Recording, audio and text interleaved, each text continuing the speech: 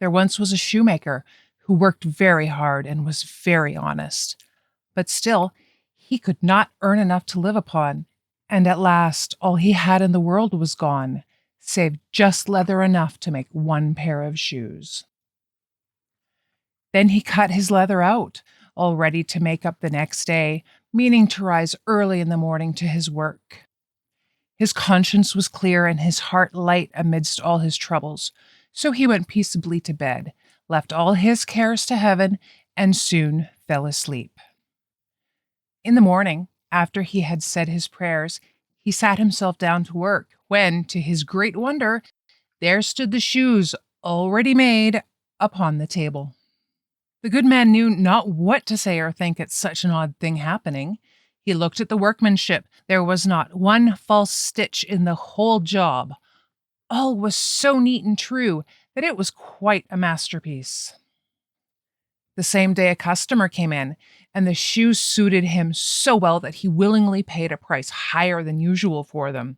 And the poor shoemaker, with the money, bought leather enough to make 2 pairs more. In the evening, he cut out the work and went to bed early that he might get up and begin betimes next day. But he was saved all the trouble, for when he got up in the morning, the work was done ready to his hand. Soon in came buyers, who paid him handsomely for his goods, so that he bought leather enough for 4 pair more. He cut out the work again overnight and found it done in the morning as before, and so it went on for some time.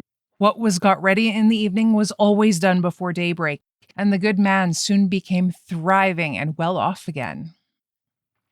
One evening, about Christmas time, as he and his wife were sitting over the fire chatting together, he said to her, "I should like to sit up and watch tonight, that we may see who it is that comes and does my work for me."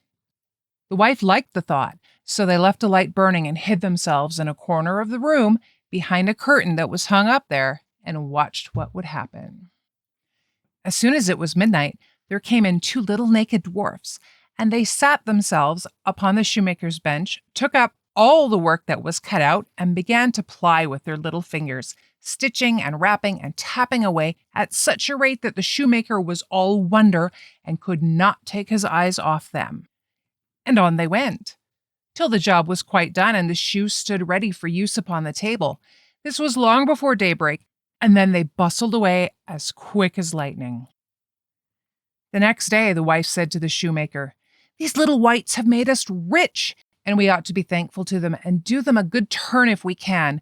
I am quite sorry to see them run about as they do, and indeed it is not very decent, for they have nothing upon their backs to keep off the cold.